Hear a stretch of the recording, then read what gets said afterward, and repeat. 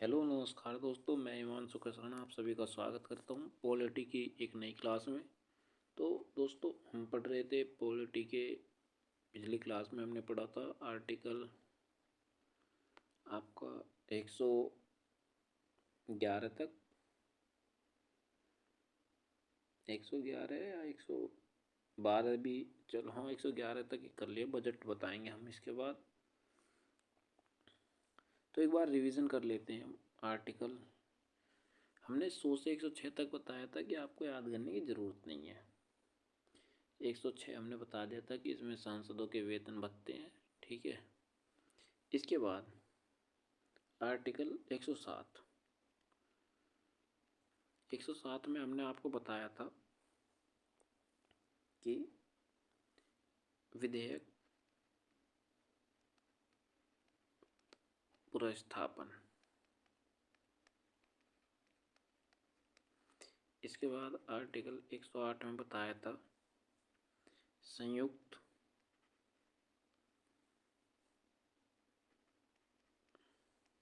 अधिवेशन, जिसे हमने ऑस्ट्रेलिया से लिया है, और इसकी अध्यक्षता लोकसभा अध्यक्ष करेगा, ठीक है जी। इसके बाद आर्टिकल 109। 109 में आपको धन विधेयक के विशेष प्रावधान।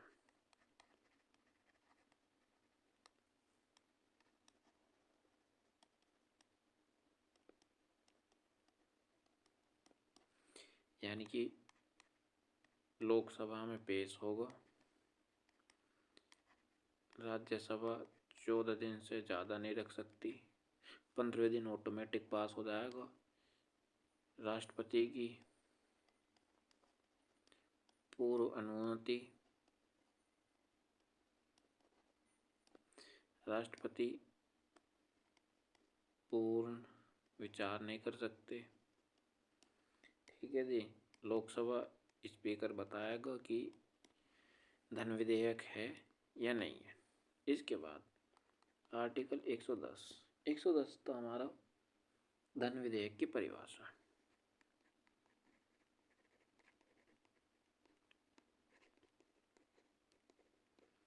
धन विधेयक की परिभाषा ये क्या है?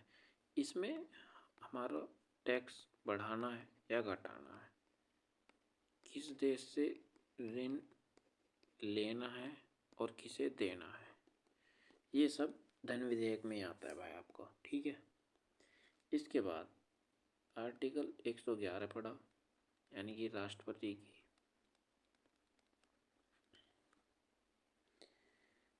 अनुमति। ये भी 3 प्रकार की थी। पहली आपकी थी अत्यंतकारी वीटो,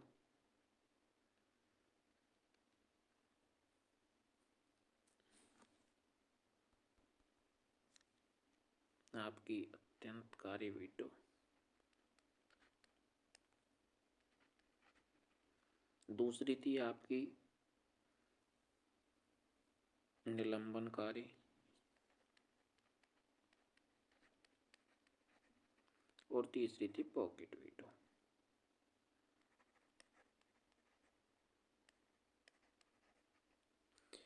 इसको आपको 42वें संविधान संशोधन द्वारा समाप्त कर दिया, ये हमने बता दिया था। निलंबनकारी में पूर्ण विचार के लिए भेज सकते हैं, अगर दोबारा आ गई तो पास करना होगा, चाहे बिना संशोधन के आए या संशोधन होकर आए। पॉकेट ट्वीटों में साइन नहीं करते। इसके बाद हम भाई आज की क्लास देखते हैं। आज की क्लास आर्टिकल 112। आर्टिकल 112 में बजट। बजट शब्द की चर्चा नहीं है वैसे तो। इसका जो नाम है वो है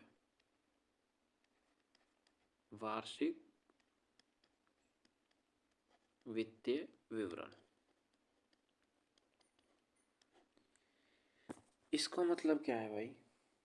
इसका मतलब है कि इसको पहले समझते हैं। बजट शब्द का मतलब है चमड़े का थैला।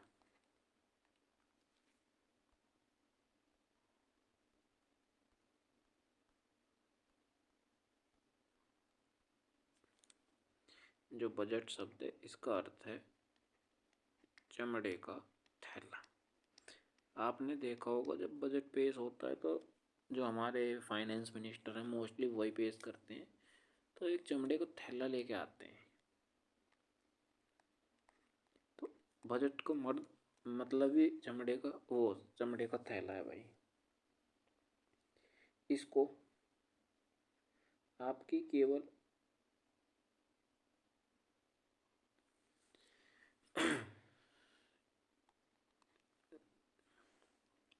लोकसभा में पेश किया जाता है, यानी कि जो बजट है पहले लोकसभा में पेश किया जाएगा। फिर पेश होने के बाद जो पेश करने का अधिकार है वो राष्ट्रपति को है। लेकिन राष्ट्रपति अपनी तरफ से या तो फाइनेंस मिनिस्टर को, अगर फाइनेंस मिनिस्टर मौजूद है, अगर फाइनेंस मिनिस्टर नहीं है तो किसी अन्य मंत्री से इसको पेश कराते हैं। क्योंकि भाई राष्ट्रपति के आपको पता है इतना 2 घंटा भाषण देना इतना उनके बस की नहीं होता है। ये तो एक मजाक की बात है क्या, लेकिन वो इसको हमेशा से ही फाइनेंस मिनिस्टर से पेश कराते हैं भाई, अपनी अनुमति दे देखते कि मैं अपना अधिकार इस व्यक्ति को दे रहा हूँ, मेरी जगह ये बोले, ये बजट को पढ़ेगा। ठीक है जी। बजट में केवल आपकी जो पता चलती है वो एक वर्ष के आय और व्यय, यानी कि इनकम और एक्सपेंडिचर,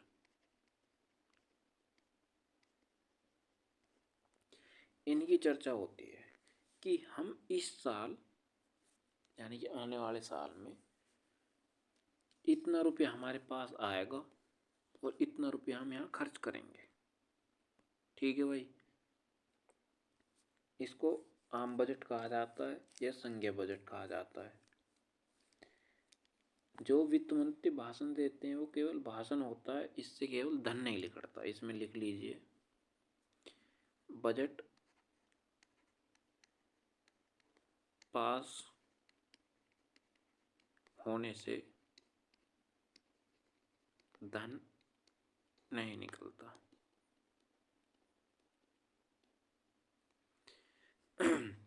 इसमें केवल आय और व्यय का खर्चा, वो व्यय के बारे में बात होती है कि इस साल हम इतना खर्च करेंगे, इतने हमारे पास इनकम आएगी और इतना हम यहाँ पे खर्च करेंगे। ठीक है भाई, इससे ज़्यादा इसमें कुछ नहीं है।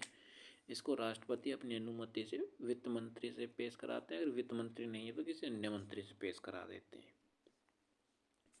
इसके बाद भाई बजट पढ़ लिया। अब मान लीजिए बजट आ गया। बजट के बाद आर्टिकल 113 आएगा। इसमें है आपकी प्राकलन।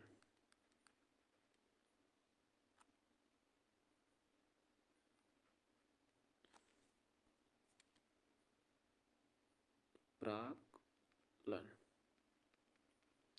प्राकलन में एस्टिमेट।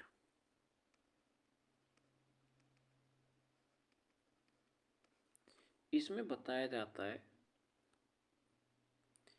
कि किस योजना या कार्य पर कितना खर्च होगा। उसमें तो बताया जाता है कि हम यहाँ खर्च करेंगे, यहाँ पे योजना बताई जाती है कि भाई इस योजना या इस कार्य पर इतना खर्च होगा। ठीक है भाई। इसको प्राकलन यानी कि एस्टिमेट तैयार करते हैं कि हम एक हाईवे बनाएंगे, ये हमें हाईवे बनाना है और इसमें 100 करोड़ का खर्चा आएगा। तो ये 100 करोड़ की इसमें डेफिनेशन रहेगी कि इतने की इसमें ज़मीन अधिग्रहण होगी, इतने की इसमें मिट्टी डलेगी, इतने का इसमें रोड बनेगी, इतने में इसमें टोल टैक्स होगा, इतने में इसमें मतलब पेड़ पौधे लगेंगे। हर चीज़ का प्राकलन रहेगा और जिस चीज़ के लिए जो जितना पैसा रहेगा वो उसी चीज़ पे खर्च होगा, किसी अन्य चीज़ पे नहीं। यानी कि मान लीजिए बजट में आपका 1000 करोड़ रुपए, एक एग्जाम्पल बता रहा हूँ भाई, यूपी गवर्नमेंट को दे दिए कि आप शिक्षा पर खर्च करो, तो भाई उनकी मजबूरी है कि ये शिक्षा पर ही खर्च करें। अगर शिक्षा पर खर्च नहीं हुए तो पैसा वापस गवर्नमेंट को चला जाएगा, लेकिन किसी दूसरे काम पर खर्च नहीं कर सकते। ठीक है भाई, ये था आपका प्राकलन। अब प्राकलन हो गया, इसके बाद आर्टिकल 114 आता है। 114 में विनियोग विधेयक।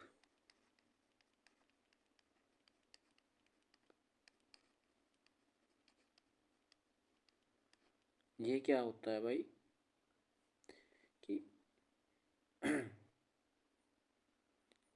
हमने आपको बजट बता दिया, बजट के बाद प्राकलन भी बता दिया, यानी कि कहाँ हम खर्च करेंगे। इसके बाद आपका आएगा विनियोग, यानी कि धन को निकालने की प्रक्रिया।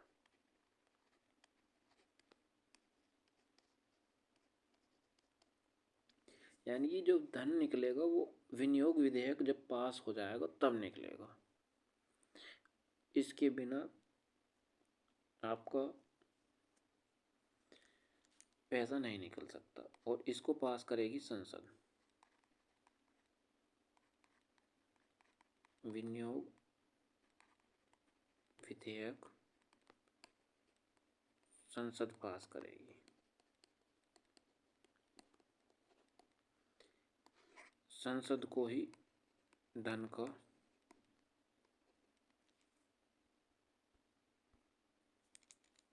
रक्षक कहते हैं।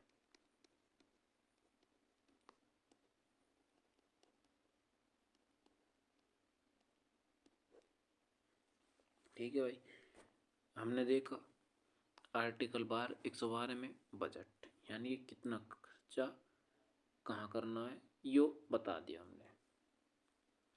उसके बाद प्राकलन हुआ, तो बजट में हमने आय व्यय बता दिए। प्राकलन हुआ कि हम इस योजना पर इतना खर्च करेंगे, उसमें सिर्फ हमने पैसा बताया कि कहाँ से हमारी इनकम होगी और कहाँ खर्चा होगा।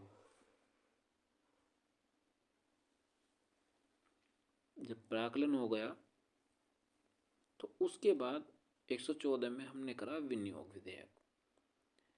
बजट चाहे 2 घंटा की जगह 5 घंटा पढ़ लो, कोई एक पैसा नहीं मिलने वाला जब तक विनियोग विधेयक पास नहीं हो जाएगा भाई। ठीक है जी, तो इसलिए विनियोग विधेयक संसद से पास होता है और इसको ही धन का रक्षक कहते हैं, संसद को। इसके बाद आर्टिकल 115 आएगा आपको। आर्टिकल 115, आर्टिकल 115 है अतिरिक्त अनुदान।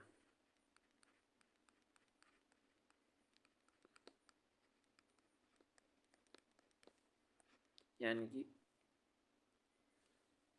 इसका मतलब क्या है, अतिरिक्त। अतिरिक्त का मतलब आप समझ रहे होगे शब्द से ही कि एक्स्ट्रा। मान लीजिए हमने जो प्राकलन में प्राकलन दिया, प्राकलन में बताए गए खर्च से अधिक धन निकालने को धन मांगने को ही अतिरिक्त अनुदान कहते हैं।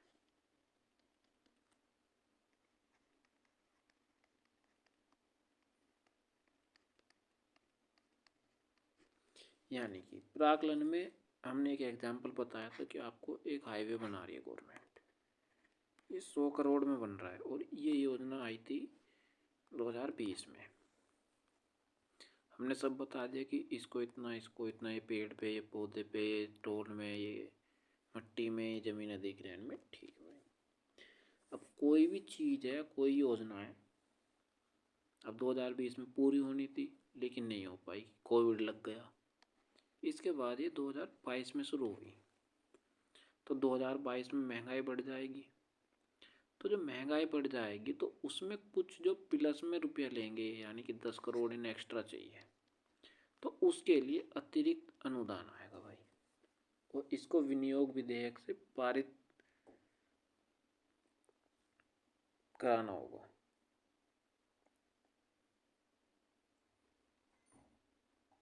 ठीक है भाई, इसको ही इतना ही काम है कि अतिरिक्त अनुदान कहते हैं। इसके बाद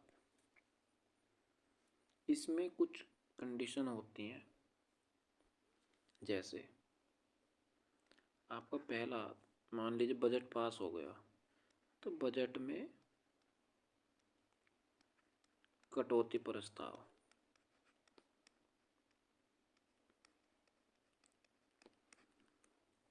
ठीक है। बजट में कटौती 3 प्रकार से होती हैं। पहली, नीतिगत कटौती।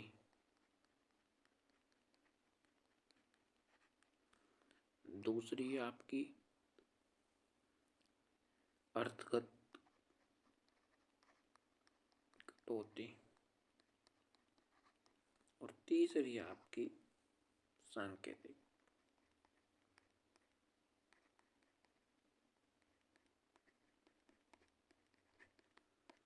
ठीक है भाई, तीनों को समझते हैं।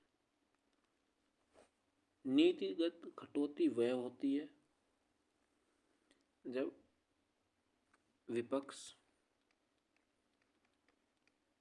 बजट को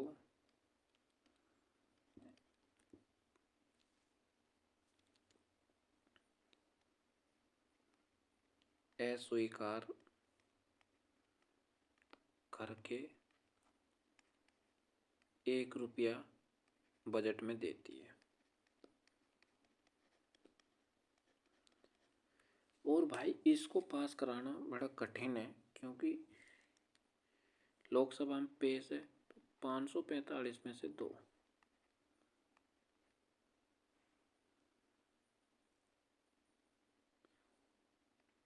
यानी कि 273 सीट चाहिए। अगर 273 से वोट किसी ने ले लिए तो इससे सरकार भी गिर जाती है, क्योंकि सरकार उसी की होती है जिसकी भाई बहुमत हो 273 जिसके पक्ष में हो, और तुम्हारा बजट ही पास नहीं हो पा रहा तो तुम्हारी सरकार गिर जाती है भाई। ये नीतिगत कटौती होती है। फिर आती है अर्थगत कटौती। इसमें बजट मतलब समझ में नहीं आया किसी की, यानी कि उनको हाय हल्ला करना है, इसमें उसके लिए मान लीजिए जैसे हमने ये हाईवे बना रहे थे, तो उसमें जो प्राकलन दिया, प्राकलन में हमने 100 करोड़ दिया उसके, लेकिन उस बजट को कह रहे हैं कि इतना खर्चा नहीं होगा, इसमें 90 करोड़ कम होंगे, तो उसको अर्थगत कटौती कहते हैं। यानी कि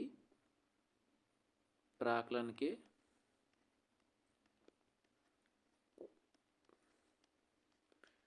कुछ हिस्से में कमी कर दी जाती है।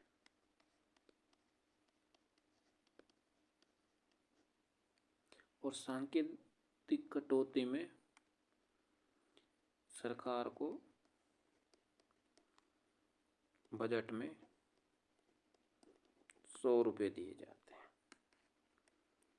ये होते हैं कि संकेत देते हैं कि हम इस बजट से नाखुश हैं या असहमत हैं। ठीक है भाई, ये आपने बजट के कटौती प्रस्ताव देखा। इसके बाद बजट, एक चीज और देख लीजिए, बजट दो प्रकार के होते हैं। एक तो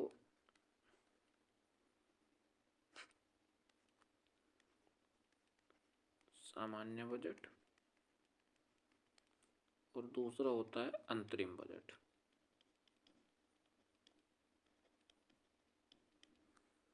सामान्य बजट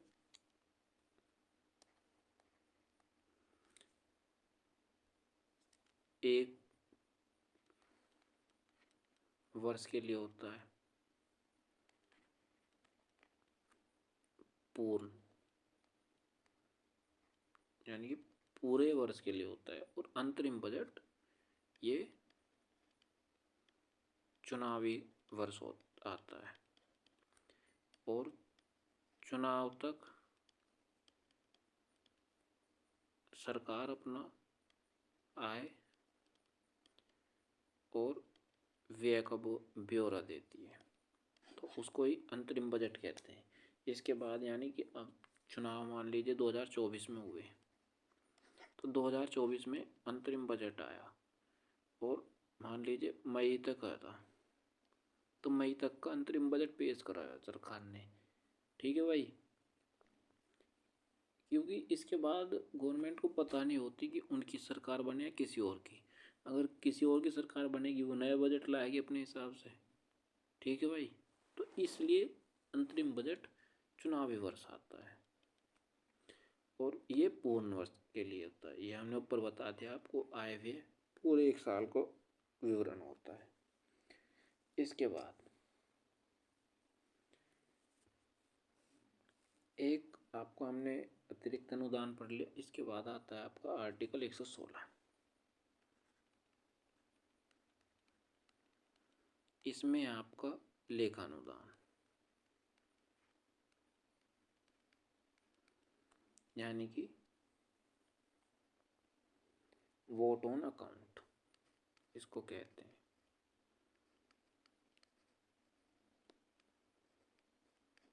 इसको क्या है भाई, ये भी चुनावी वर्ष लाया जाता है।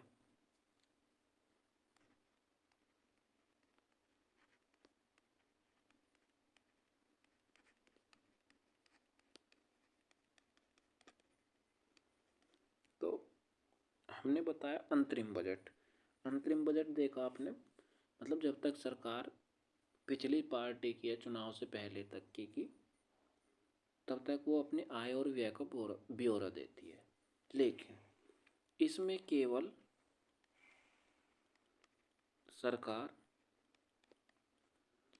व्यय व्यय का ब्यौरा देती है, यानी कि अपने खर्च का ब्यौरा देती है।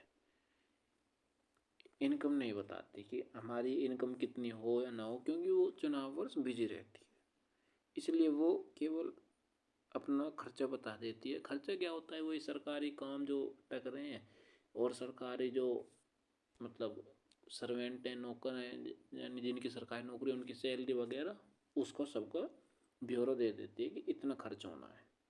इसको ही लेखानुदान कहते हैं भाई।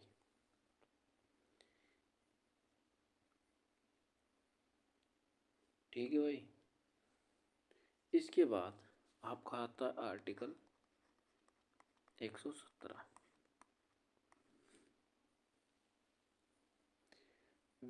इसका 117 में आपका वित्त विधेयक, वो था आपका धन विधेयक, यानी कि फाइनेंस बिल।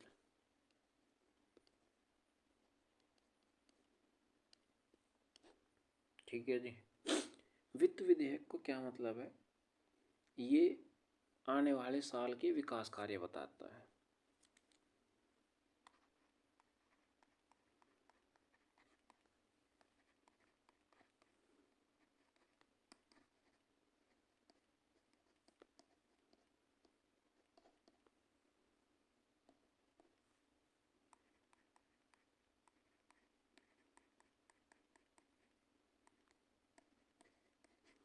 ठीक है जी, वित्त विधेयक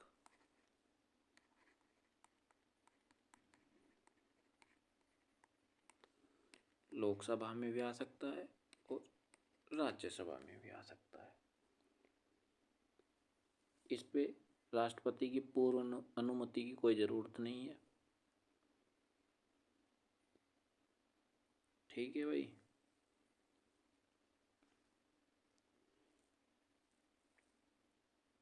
नहीं सॉरी, राष्ट्रपति की पूर्व अनुमति इस पे भी होती है, किसी भी सदन में हो सकता है। राज्यसभा भी इसको अस्वीकार कर सकती है। इसमें 14 दिन की कोई वो नहीं है, बाउंडेशन। इसके बाद आपका आर्टिकल 118, उसमें संसद की समिति वगैरह या संसद का मतलब जो चलाने की प्रक्रिया है उसके बारे में, उसे छोड़िए, वो हमने पहले बता दिया। 119 में भी वही है। अब डायरेक्ट हम आते हैं आर्टिकल 120। आर्टिकल 120 इसमें संसद में प्रयोग की जाने वाली भाषा, यानी कि संसद की भाषा, ये केवल दो ही हैं, हिंदी या अंग्रेजी। यानी कि आप संसद भवन में अगर आपको कोई भाषण देना है, स्पीच देनी है, तो या बहस करनी है किसी भी, तो आप हिंदी या इंग्लिश में कर सकते हैं। हिंदी क्यों नहीं रखी गई? क्योंकि जो साउथ साइड है उस साइड अलग भाषा बोली जाती है, जैसे तमिल हो गई, मलयालम हो गई, कन्नड़ हो गई। ठीक है, तो उनको इंग्लिश ज़्यादा कंफर्टेबल है और नॉर्थ साइड हिंदी। तो इसलिए दोनों को मिसमैच ना हो, तो दोनों के लिए हिंदी या अंग्रेजी। अदर भाषा क्यों नहीं कि भाई कोई कहने लगे, मैं तो मान लीजिए ममता बनर्जी की पार्टी कोई सांसद है बंगाल से, वो कहने लगे मैं तो बंगाली में भाषण दूंगा। हाँ, बंगाली में आप दे सकते हो, अगर हिंदी या इंग्लिश कोई सी भी नहीं आती। उसके लिए एक पॉइंट लिख लीजिए, अन्य भाषा के लिए लोकसभा यानी कि अध्यक्ष या सभापति की अनुमति लेनी पड़ेगी।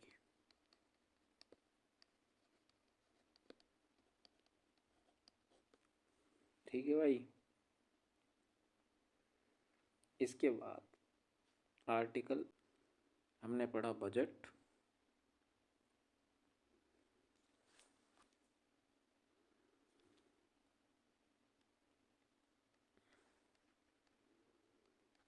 तेरह में हमने पढ़ा प्राकलन, यानी कि बजट की कहाँ कैसे यूज करना है, कितना ये खर्च होना। 114 में हमने पढ़ा विनियोग विधेयक,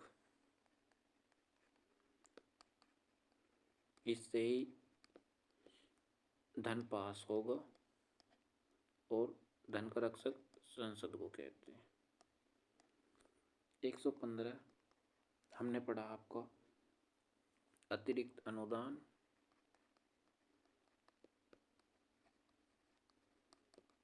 किसी मतलब प्राकलन में कमी हो गई तो अतिरिक्त अनुदान आएगा। 116 हमने पढ़ा आपका लेखानुदान, यानी कि ये चुनावी वर्ष आता है। ठीक है जी, इसमें केवल व्यय बताया जाता है। 117 में हमने पढ़ा आपका वित्त विधेयक,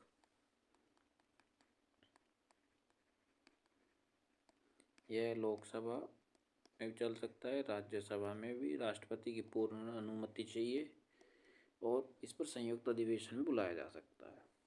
राज्यसभा अस्वीकार भी कर सकती है। 118 19 हमने ये छोड़ दिया भाई, क्योंकि उनमें 118 में हमने बताया था आपको संसद की समिति, वो 118 में आते हैं जो संसद की कार्यवाही चलती है कैसे। ठीक है, 119 और 100 फिर आता है 120। 120 संसद की भाषा,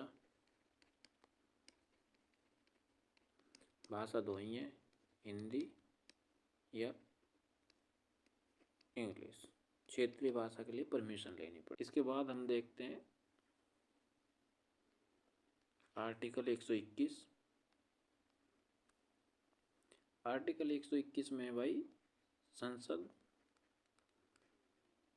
जजों के कार्यवाही की जांच नहीं करेगी,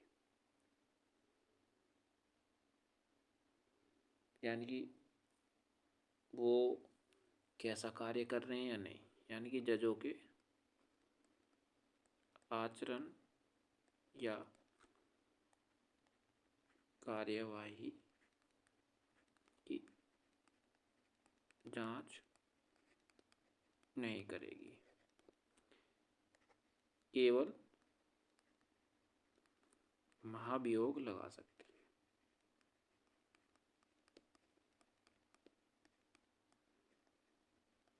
संसद को कोई अधिकार नहीं है का न्यायपालिका में इंटरफेयर करने का, वहाँ उन पर महाभियोग लगा सकती है। आर्टिकल 122 भाई, 122 ऐसे ही न्यायालय संसद की कार्यवाही पर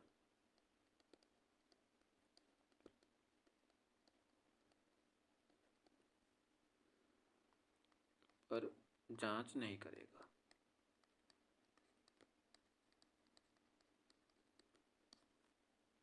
केवल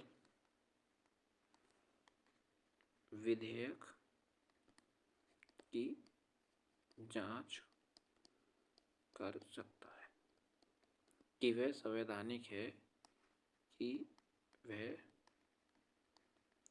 संवैधानिक है या नहीं।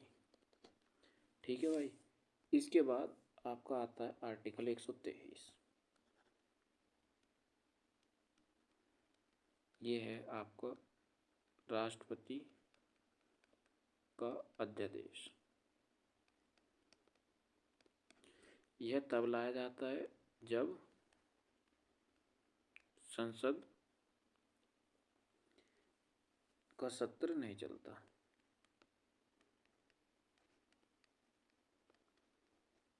और देश को ऐसे कानून की जरूरत है जिसकी जरूरत हो, यानी कि कोई आपातकालीन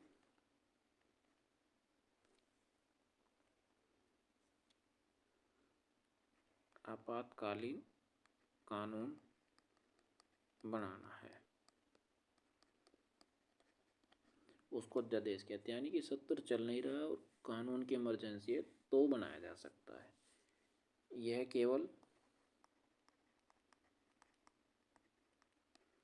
6 माह तक मान्य रहता है। 6 महीना के बाद लोकसभा से पास कराना होता है और राज्यसभा से भी। ठीक है भाई। और अगर इस बीच में सदन चल गया 6 माह से पहले, तो ये 6 माह तक 6 हफ्ता तक रह सकता है।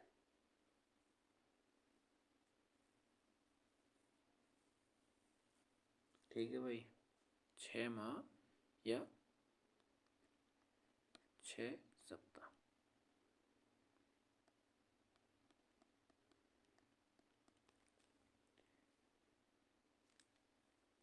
ये अध्यादेश चलो वो बाद में बताएंगे। राज्यपाल भी ले आते हैं इसको 213 के तहत भाई। ठीक है भाई, तो आज की क्लास यहीं पे समाप्त करते हैं। आपका क्लास देखने के लिए बहुत बहुत धन्यवाद। नमस्कार।